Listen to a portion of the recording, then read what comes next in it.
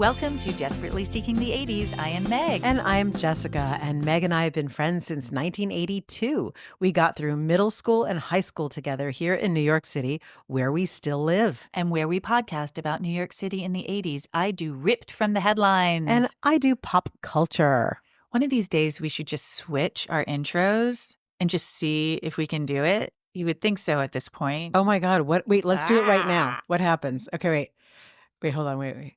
Welcome to Desperately Seeking the 80s. I am Meg. Okay. You get points for that. I need to share this with you because I think you will enjoy it. Okay. This is from Mary. Hello again. I'm the loon who was listening to you on my trip from West Palm Beach to Elmira Heights, New York. Do you remember? I do remember Mary. Hi, Mary. By the way, my first name is pronounced Mary, not Marie. We were calling her Marie. No. I worked for a charter airline in the early 80s at the North Terminal in Newark Airport. People's Express Airline. No. Yes. Oh, my God. I mean, Jessica, you know we have to do a story on People's Express. Oh my God. Yes. And then she goes on to say, AKA Moonies. Shut it. Was also there, and it was bonkers. So I think she's suggesting that People's Express were Moonies? That's what I'm hearing, but let's hear the rest of what she has to say. The people at the desk might be loading bags or flight attending the next minute. There were rumors that the pilots were rotating around as well. They sold as many tickets as were wanted, and then they took off without announcements, disappeared from the airport, and left dozens of confused people asking us what to do. A real classy outfit. Sounds like the Moonies. That's what she's saying. Yes. Yes. Wow. I know. I mean, I tried to look it up to see if, in fact, like People's Express is run by the Unification Church, and there's no direct, at least the internet was not helpful in that way. But I'm like, maybe she's just saying they were Mooney-esque. This bears much more investigation, but what a wonderful open door to more madness. But yeah, I definitely think that we have to do a People's Express story. I used to fly them all the time. They were so cheap. Indeed it was. Wow, that's such that has not been in my ear or in my brain in so long that I'm actually thrown by it. I know, crazy. Very weird. Okay, so for another day. For another day. Mary, we're going to be contacting you.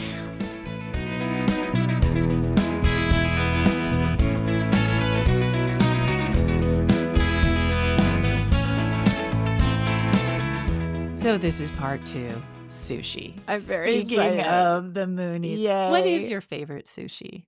Like if you go to a sushi restaurant, what do I always order? order? That's a good question. I think 2 things.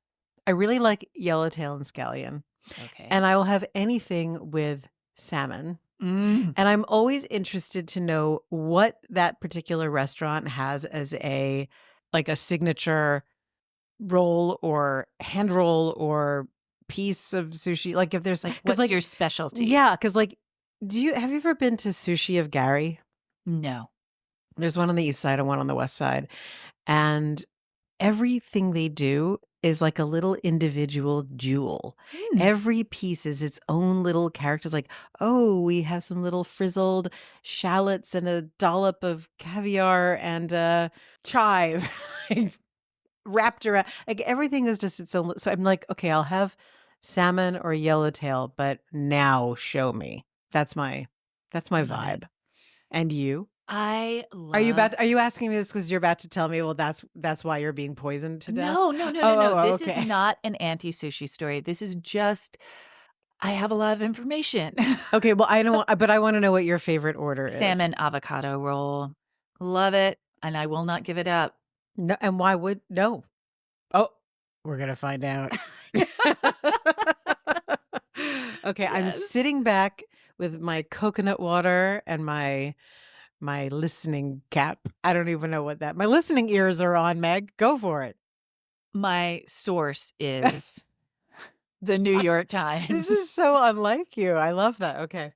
Well, This one guy wrote a very extensive article about this. And I'd heard from other sources when I was doing the Mooney story that there's this whole thing about sushi. And I was like, what? And then this one guy, he just said, this is the deal. So this is it. And of course, now I also want sushi because it's coming up on dinner time. Oh my God. All right. Sushi is the best. It is. Do you remember when you first started having sushi? Gosh. Were you a kid or an adult? I guess I was a teenager because it was in the 80s. And you know what is coming back to me is that having like a sushi bar or sushi platters started to be a thing at like sweet 16s or bat Yes, mitzvahs. Like yes. that was kind of the beginning. And the gateway drug was the California roll. So I think that's Totally. probably the first thing ever. But my dad used to do a lot of business in Japan and in the 70s. So what I ate as a child, because there wasn't a lot of sushi in the city in the 70s, it was like cooked food. Right. And so I remember that very vividly, but a bat mitzvah and a California roll. On April 16th, 1980. Also my father's birthday, April 16th. Bert, are you listening? Takeshi Yashiro, a 30-year-old Japanese man, was standing in the grand ballroom of the New Yorker Hotel at 34th and 8th Avenue. The New Yorker Hotel, we already know, the nexus of all things moon related. Yes. His spiritual leader, the Reverend Sun Myung Moon of the Unification Church, was speaking to 70 of his followers. Takeshi, along with the others, recited Pledge. It wasn't called the Pledge, it was called Pledge, a liturgy that vowed to use their sweat, tears, and blood as weapons to defeat Satan. They ended with an oath, quote, "I will fight with my life. I will be responsible for accomplishing my duty and mission. This I pledge and swear." Then Reverend Moon told them, quote, "You are the pioneers of the fishing business, the seafood business. Go forward, pioneer the way, and bring back prosperity." Back in the 60s, Sun Myung Moon had grown the Unification Church, first in his native Korea, but it was ultimately incredibly successful in Japan, both in its recruitment of followers and in business ventures, like selling ginseng tea to cure ailments and curses. When Moon came to the U.S. in 1972 and settled in Irvington, New York, he brought $1.8 million with him in cash. Not suspicious at all. And his churches in Japan continued to rake in the bucks. The Unification Church of Japan would ultimately send $3.6 billion to the U.S., helping to finance Wait, did Moon's you just say projects. billion with a B? Yes. Wow. And these are some of his projects: the Washington Times, his ballet company, his chinchilla ranch. Okay, now I'm all in. He liked chinchilla. Who doesn't? And his seafood company, True World Foods. Sun Myung Moon was really, really into sushi and believed that it would end world hunger. He was a dedicated fisherman who preached about the spiritual potential of the ocean. He called it the way of tuna. Quote, "I have the entire system worked out, starting with boat building. After we build the boats, we catch the fish and process them for market, and then have a distribution network." So he wants to be in on it from the get-go all the way down the line. Concept to completion. He called himself the future food messiah, and the Japanese missionaries he brought with him to America, who were given their marching orders at the Grand Ballroom at the New Yorker Hotel, were going to save the world with sushi. And remember, they're also going to marry American people so they can stay here. Ah, yes. The church had already spent $10 million on shipyards and processing plants on both the East and West coasts. The missionaries were tasked was selling the fish from refrigerated vans. Now, this is what you need to picture. No one in America knew from sushi, right? So basically, you've got a guy who's saying, eat this raw fish. And you are going to say yes? I mean, When you say he was going to sell it from refrigerated vans, I just need to go back for a second. like a So does this door-to-door mean salesman. of to the consumer? Yeah. Okay. So it's like an ice cream truck, but it's a sushi truck. Yeah. Okay. I mean, they also went to restaurants trying to get restaurants to do it as well. Right. That I would understand, but I'm just really intrigued by, like, do they have the same song as the ice cream ice cream truck? They had to sell everybody on this. They had to sell restaurateurs. They had to sell people who wanted to open a restaurant. They had to sell people who wanted to potentially eat something that wasn't cooked. There was all they They had were to on all fronts. all fronts because Okay. nobody was necessarily going in to And this they were whole, familiar with the ways of indoctrination, so they were all in. Got it. and they were wonderful salespeople because of that, right? So they're Mm. going to sell the religion and they're also going to sell raw fish. So yeah, they're selling the fish and they're also trying to pick up some moonies along the way, right? Because the more the better. Each missionary, including Takeshi, was given $100 in the grand ballroom. He was given a $100 bill and assigned a state somewhere in America. And each of these missionaries, they were told that they should expect Reverend Moon to visit them in their assigned state. They should be ready for him to visit at any moment and to always be ready to host him.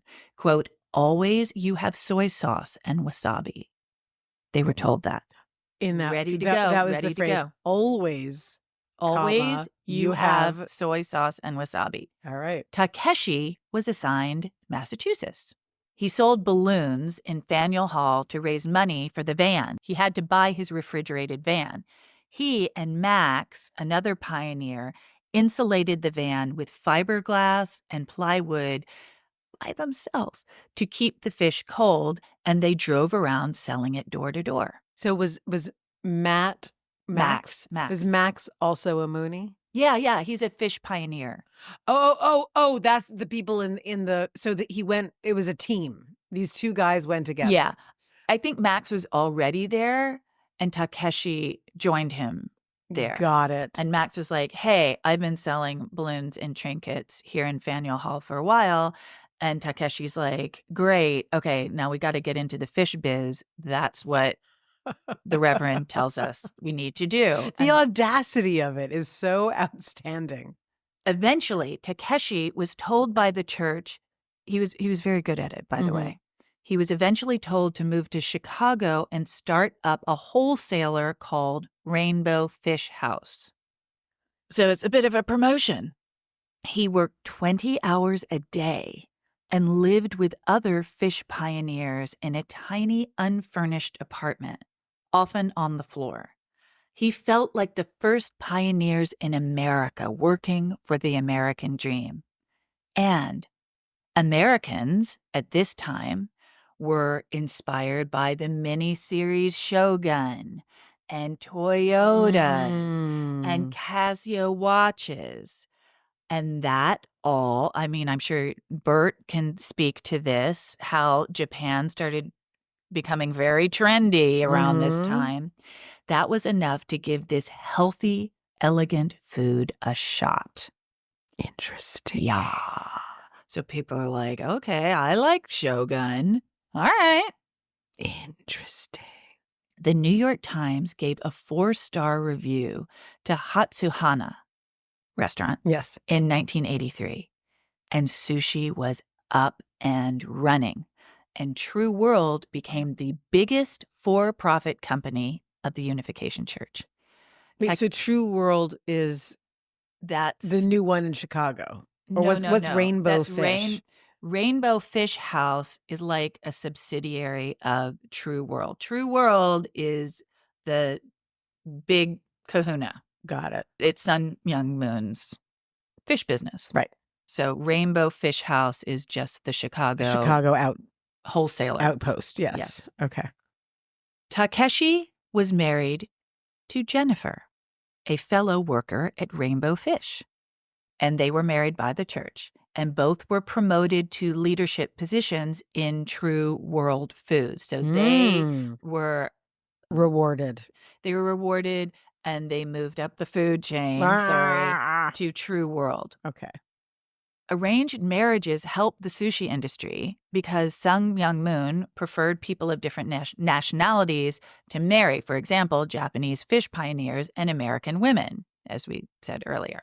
Also good for the sushi industry, living communally and working insane hours for very little money. Oh, what a shocking concept. Sushi's popularity spread from Boston and Chicago, which, I mean, those are kind of meccas, right? To Detroit and Atlanta and Dallas, places that aren't adjacent to water in the way that you would expect to eat raw fish. Correct. Right? Yes. And the pioneers helped sushi bars flourish in Omaha, Boise, and Little Rock. Wow. Seijiro Tanaka, the manager of True World Foods Los Angeles, was told by the church to leave his wife, who had cancer, What? and his sons, just leave them in Los Angeles. Just, they'll be fine without you, to open a Las Vegas location. So you work for this company, and the boss calls you, and he says you're being relocated. And the boss is also your spiritual leader, your Messiah. So you go, and your wife, who has cancer and 2 small sons, is like, this sucks, but what you gonna do, right? Well, wasn't she also a Moonie? I don't know about his wife. I don't know. I mean, it would about stand to reason, I right? think so, probably. So she must have been like, I guess that's what the Messiah says. Sure. I don't think she was happy about it, though, because I don't think they would have written about it if she was really pleased. The whole point was that she could barely take care of herself due to the cancer. It's severely fucked up. Yeah. Now, Reverend Moon, around this time, and his wife loved Vegas.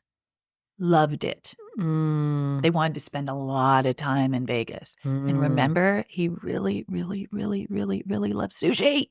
So basically, he was like, bring me the sushi. I can't get a good roll. Oh, my God. Seijiro did as he was told, often driving the seafood from L.A. through the desert overnight to ensure its freshness. And guess what? Sushi thrived in Las Vegas. Who doesn't love a nice, cold little piece of fish when you're in the hot desert? Have you spent a lot of time in Las Vegas? Sometime, yeah. They're great restaurants. Okay. Robert Bleu. I just love the idea of, I'm in the desert. There's nothing that cools me off like a piece of fish. Well, I'm also thinking of the Vegas that is not desert exactly, but just like, oh my God, so air conditioned that it's insane. Well, that's what I was thinking. You're is frequently that just freezing your ass it's off. the perfect place to preserve sushi. That's it. Okay. Robert Bleu, who is still with us, is currently the president of True World Foods, and he continues to very much follow Sun Myung Moon's vision. An obituary for one follower told of how she woke, quote, at 4 a.m. every morning, preparing the sushi, sending the kids to school, shopping for groceries, as well as the next day's sushi supply, then delivering the packaged sushi by 9 a.m. This woman died of nerve disease and pneumonia. But that's just what a follower does, all in the name of the Messiah and sushi. Expendable labor. Ray O'Neill, who has worked for 35 years at a marina in Gloucester, Mass., thinks of himself as a Japanese soldier, principled and fighting for a greater good. This is not a job. This is a calling. Yeah. Today, True World is America's only nationwide fresh seafood company and distributes all the fish and sauce and knives and input that sushi chefs need. It supplies 8,300 sushi restaurants in the US and Canada, which is 80% of all sushi restaurants. Oh my God. Jin Moon, one of Moon's daughters, has said, quote, "When my father initiated that project, nobody knew what sushi was or what eating raw fish was about. He got the world to love sushi. My father's work is already in their body." Ew. My father's work is in your body. It's very Christ-like, right? Like that's like, Yeah. the host that, ooh. But look, I mean, I'm still going to eat sushi. Is that horrible? No. I mean, there's so many different ways to look at this, right? Like, okay, we know that cults are bad, but we also have these tales that you have just told us about people who are very willingly getting up at 4 a.m. to make the sushi. So who are we to not eat it? I mean, They would worked we so hard. exactly. We need to honor their sacrifice by just keeping up the constant, hand to mouth motion of sushi Yeah. in. I mean, the fact is, I don't want to feel guilty about it, so I'm not going to feel guilty about it. This is another interesting thing, though, about this story is that imagine if the cult hadn't become involved in it. It actually needed to have that kind of devotion and labor in order for sushi to be so, so incredibly popular in America, which it very much is. And it's not easy. It's not like a nacho. I mean, Okay, I'm dead. I'm dead right now. like, It's not easy like a nacho. Can we have t-shirts with that phrase? Because that's you need to have your own bespoke refrigerated van. yeah. I mean, what also interests me about like why did this take off is the 80s was also the time of extreme physical fitness. It was hard body time. And so it was the perfect low fat fuel Mm. for people who were diet conscious and trying to, get the Jane Fonda or not even like they're past that. It was, everyone has to have a six pack and iron. Was it buns of steel? I'm like iron tush. That's not it. Buns of steel. Right? So I think Yeah. it's a great coming together of all different elements that made it succeed. But there's no question in my mind that that's probably the most immersive, aggressive marketing plan that has ever existed. And I am now really upset that we don't have sushi vans roaming around because how great would that be? Oh my God, that would Right? be You're like, "Oh my amazing. god, I'm starving." Right next to the, chicken over rice van, there's a sushi van, and I know that the meat over rice halal carts are great. They are. There's one right near my gym, and I'm like, "Don't tempt me. Come on." Yes, I have to admit Smells I've so never had it, but good. it does smell very Oh my good. God. But yeah, but if there was a sushi truck and I knew that no one was like dying of, some spoiled fish problem, I'd be all up in that. There is an amazing sushi restaurant that we order from where I cannot begin to tell you how fresh it is. I feel like they slaughter the fish to order. Do you slaughter fish? I don't I love that. know. Do you know that there is a sushi place right across the street from this building that is considered one of the best in the city? What? It's incredibly low profile. It just is a black canopy with no words on it, and it has like a little sandwich board outside, and we should go and report back. Report Okay, back and our don't get findings. indoctrinated. Don't no, well, I'm going to assume that my neighbors are not Moonies, but don't assume anything. They're everywhere.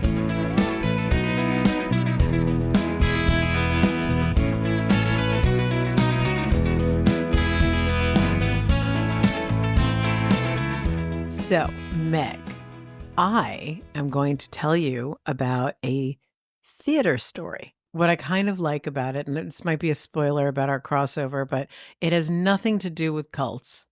But the name of this theater group is a little culty. Okay. It's called The Family. Okay. Are So you here's sure it's not a cult? yes. All right, tell me more. In 1988, two men died. The first in January, the second in July. Unless there had been a love of the theater in the man who died in January, there would have never been any reason for these two men to know each other. If there hadn't been a If love there of had theater. not been a Okay. love of the theater in the first man I'm going to talk about, these two never would have met, and there would have never been any reason for them to meet. Okay. They're from other ends or other sides of the track. On January 22nd, 1988, Marvin Camillo died at the age of 51. He had been in a car crash in France. He died from his injuries. He had been living in Manhattan. It's a New York story. Okay. Was he He on vacation? irrelevant. All right. Not part of the story as I understand it. But what is interesting about him is that as a true believer in the transformative power of the arts, Mr. Camillo, who is a trained actor and educator, he started teaching theater workshops at the Bedford Hills State Prison in Ooh. 1972. He wound up working with more at-risk groups. He worked with people in drug rehab centers and also homes for unwed mothers. He also discovered not just acting talent, but writing talent while he was working at Bedford Correctional. So unwed mothers have time to do plays? This is all about doing plays. Mm-hmm. Okay. Well, the rehabilitative properties of learning theater are well known to you. Indeed. I just think of unwed mothers as being like really busy. Yes, I think that when we say unwed mothers, we mean very young girls who are in. Do you know that on East 82nd Street? Let's have a moment. Going back in the day, in the 80s, on East 82nd Street, there's a townhouse that was a home for unwed mothers, and they were all teenagers, and they would hang out on the stoop. And as I walked on 82nd Street to go home, I always saw these girls, and they were hanging out on the stoop, sometimes smoking. They were waiting to give birth, and Oh those my babies goodness. were probably going up for adoption or into the foster care system. Okay. So that's what I mean by Yeah. unwed All right. mothers. These Got are it. at-risk people, not, like, oh, I'm really like Diane Keaton in Baby Boom. No, that's that's not the demographic we're dealing with here. Mr. Camillo started to make his efforts with theater and rehab more established. So, with the help of people in the theater community, such as Joseph Papp and Colleen Dewhurst, he started this group called The Family. Okay. And The Family was really, it did not have any interest in hierarchy. People like you were on all hands on deck to do theater productions. And it was because the people who he was working with, these at-risk groups, there was no way to have structure in a traditional sense and get them to participate and be involved. So he was very dedicated. He was very clever, and he had a good eye for talent. And one of the people who he knew had the potential to be a superstar as a writer was Miguel Piñero. He was in Sing Sing, which is where Mr. Camillo met him. And he taught him, he championed him, and he saw that he was really brilliant. He had an incredible mind. And from their connection, Mr. Piñero, who wrote a lot of poetry, wound up writing a play called Short Eyes. I know this play. It And was produced at Brown when I was there, and I was the TD. I was the technical director for this production of Short Eyes, and I made the cell, like made basically wood look like it was cement, well, then among other things. here's how it happened. All right. Originally, I don't know if commissioned is the right word, but it was produced at Riverside Church. And from there, it took off. But Mr. Piñero, at the age of 47, died in July 3rd of 1988 from cirrhosis of the liver. He had never been really able to enter mainstream, but he was brilliant. And here's a little bit about him. Mel Gusso, known theater critic from the Times, on July 3rd, 1988, wrote the obituary for Mr. Piñero. And he starts this way. In 1972, I visited the Ossining Correctional Facility, Sing Sing, in order to write about theater in prisons. While I was there, the inmates presented an anthology of their own short plays, monologues, and poems. 12 of the 20 pieces were written by, and some of them performed by, one inmate, Miguel Piñero. Wow, prolific. And here's an example, because I said he's a bit witty. This is an example of one of his poems. It's called Gospel. In the beginning, God created the ghettos and slums, and God saw this was good. So God said, let there be more. By the seventh day, God was so tired he called in sick and collected overtime. I just had an epiphany, Jessica. What's that? I feel a bit like a dodo head. Awesoning. Sing. Sing, sing. I never realized it was the same thing. I don't think it even occurred to me to think about it at all.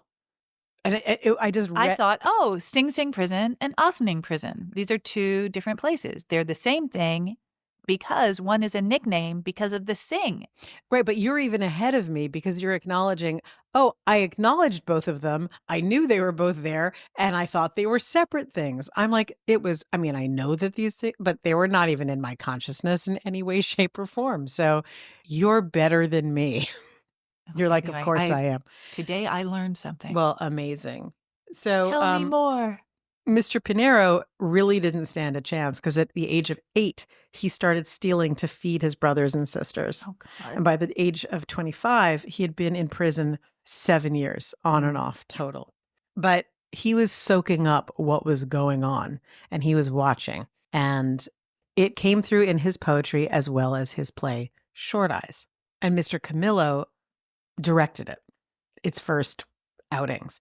In 1974, it went from Riverside Theater, where it was nurtured, workshopped, to the Public Theater, to the Vivian Beaumont Theater in Lincoln Center. And it won the New York Drama Critics Circle Prize as the Best American Play of the Year. Amazing. Subsequently made into a film, which we're also going to talk about. He was even a bit of an actor, but always playing true to type or how he was seen, a drug dealer, a pimp, a murderer. Eventually, when the film was made, irony of all ironies, while Mr. Piñero was getting booked at the Tombs, the film was being shot at the Tombs the same day.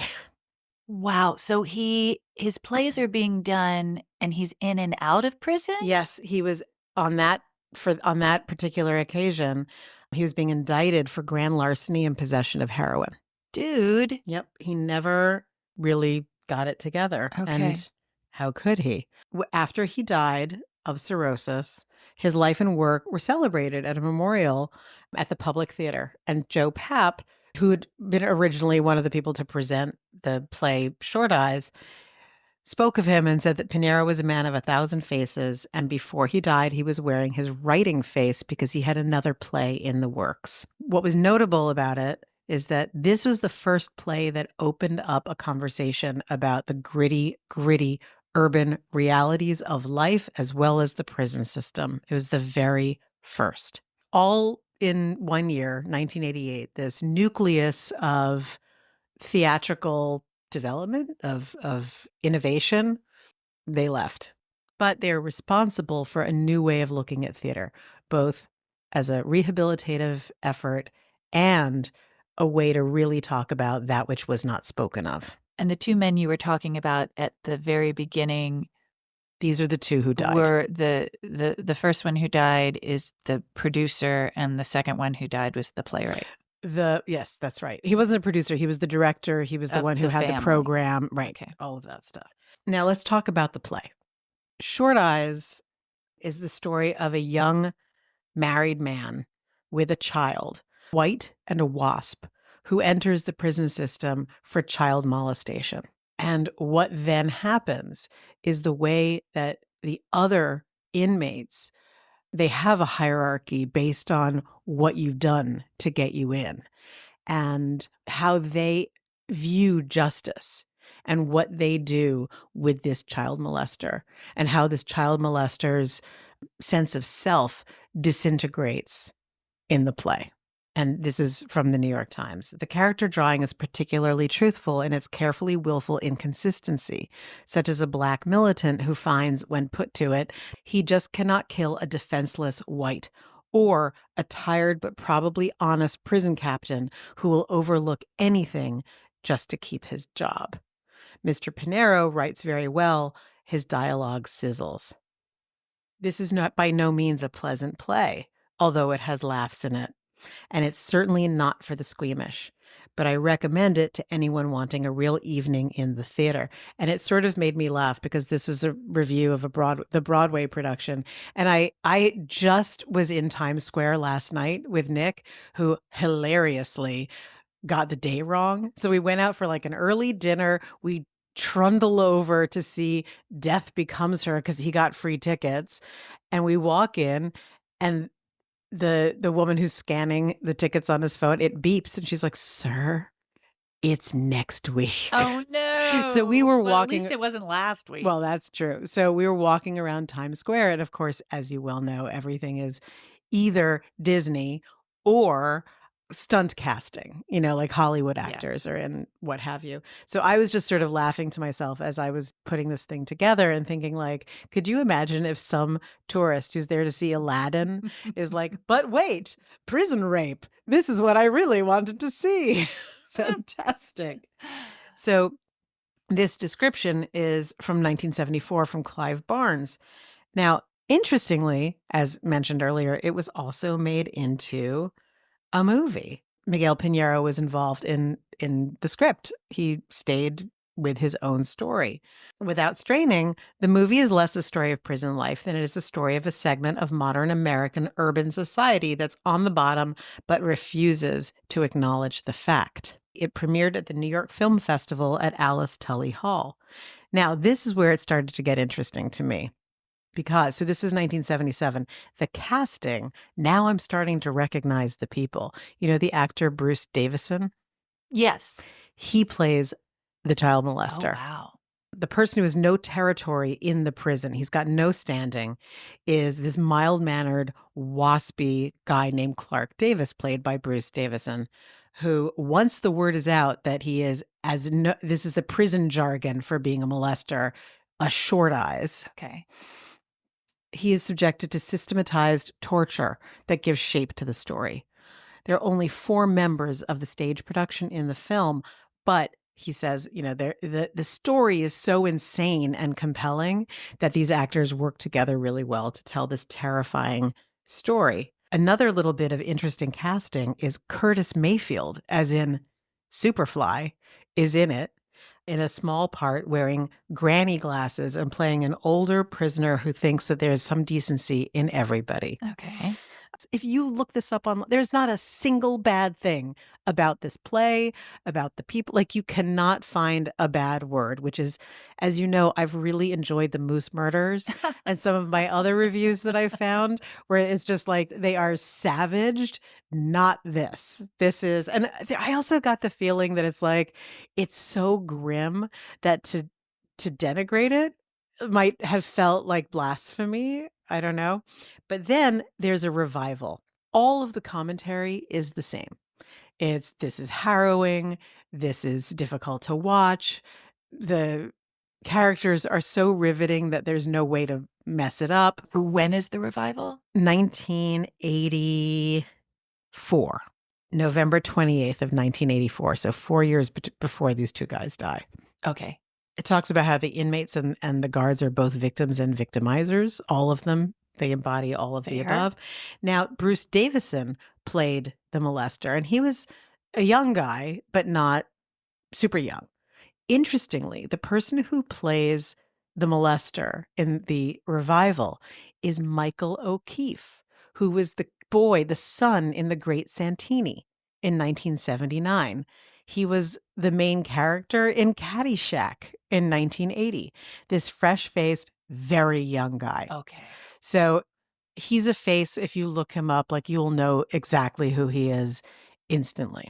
And he gives a performance where you can tell he's a sadist, which no one talks about in any of the other reviews. So what I was really fascinated by is also, do you remember Oz, that TV show about Yeah. prison. This storyline is in Oz. Huh. It's the waspy white guy who's a molester who winds up in Oz, in this prison, and is made into the most hardened criminal imaginable because he's the lowest rung on the ladder amongst the prisoners. So I Okay. was like, "Oh my god, this is like this. They must have taken it from this." My favorite bits of casting are Cupcakes, who is an androgynous sex object, is played by S.A. Morales. Ah, S.A. Morales, for those of you who may want a reminder, until that point had only been in Bad Boys with Sean Penn, and 3 years after this was the brother in La Bamba. And there was also, then known as, Larry Fishburne. He had been I prior feel to like I this knew that for some reason. Prior to this, in 1979, he had been in Apocalypse Now. In 1982, Death Wish 2. 1983, Rumblefish.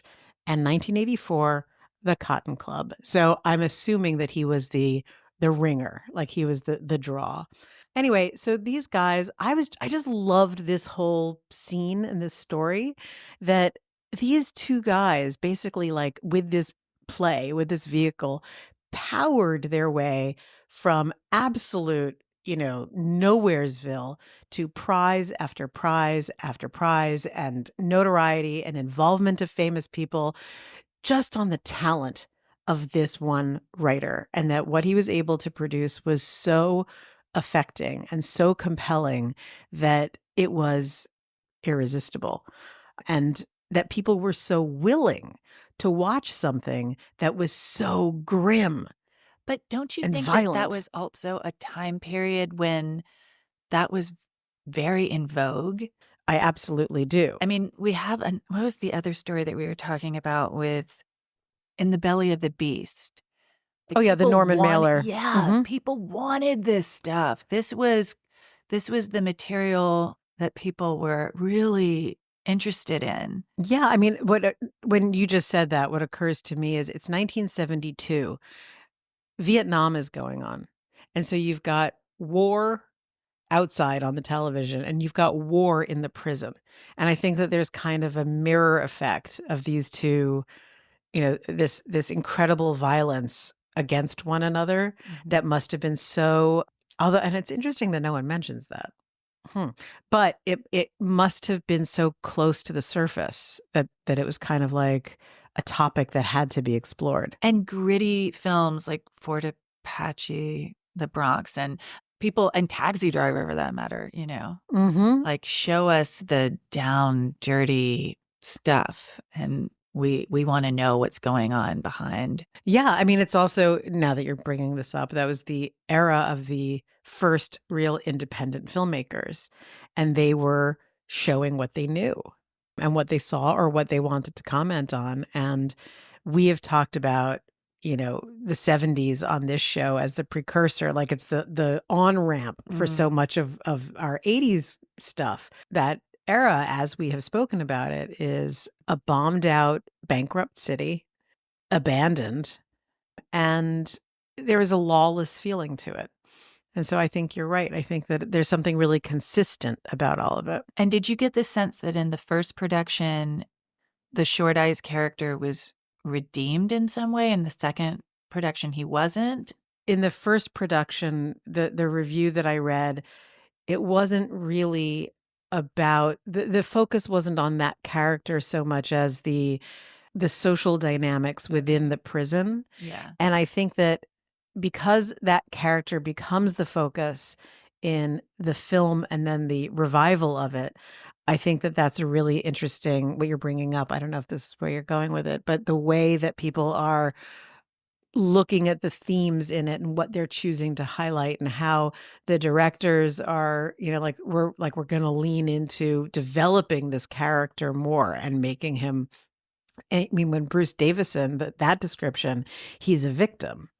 That And yeah. and then with Michael O'Keefe, he's a psychopath. Got it. And what it brings to mind is that this play and the productions and the way that these two men, Camillo and Piñero, looked at this, because they were involved in everything, was it was a vehicle that could move with the times, and that because it is such a reflection of human nature and particularly male dynamics and violence, that it can be a mirror really for anything.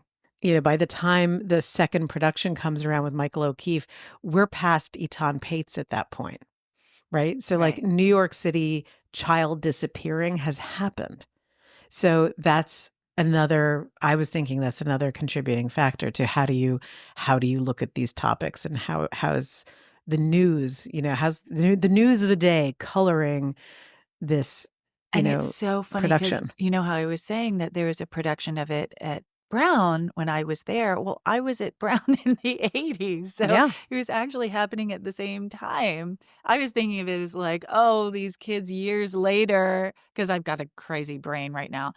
Years later, we're like, they dug it up out of No, obscurity it's and 5 did it. years later. No, it's like It was it was like 5 years later. 1989 they were doing it. Yeah.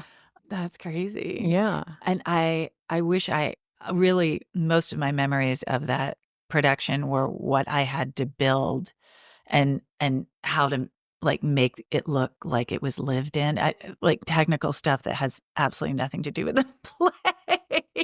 No, I mean, it's well, I would beg to Sorry, differ I that had a that's different perspective on it. no, no, no. I mean, look, again, maybe that's just a reflection of how much it's a mirror. It could be anything you want it to be. But I was just so taken with this. I don't know. I haven't had all of the time necessary to really think about, like, why I mean, maybe as a writer, I'm thinking about this person who's just so prolific and has so much to say. And, Yeah, I that's very cool. identify with him, and I'm always fascinated by how prolific people produce what they do, because it's so typical that you go through these periods of incredible creativity and then nothing.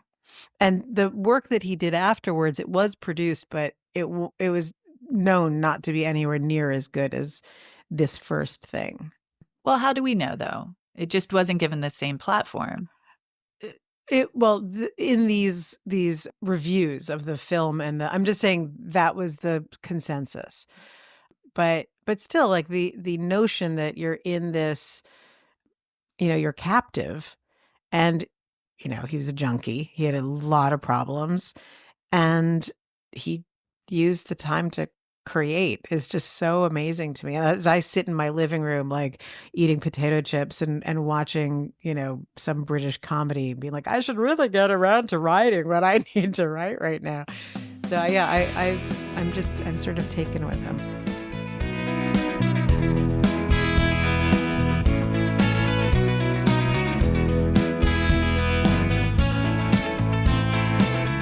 You're excited about the tie-in? Yeah, it's really, really tenuous, but I love it. Those are the most ridiculous ones we Okay, so love.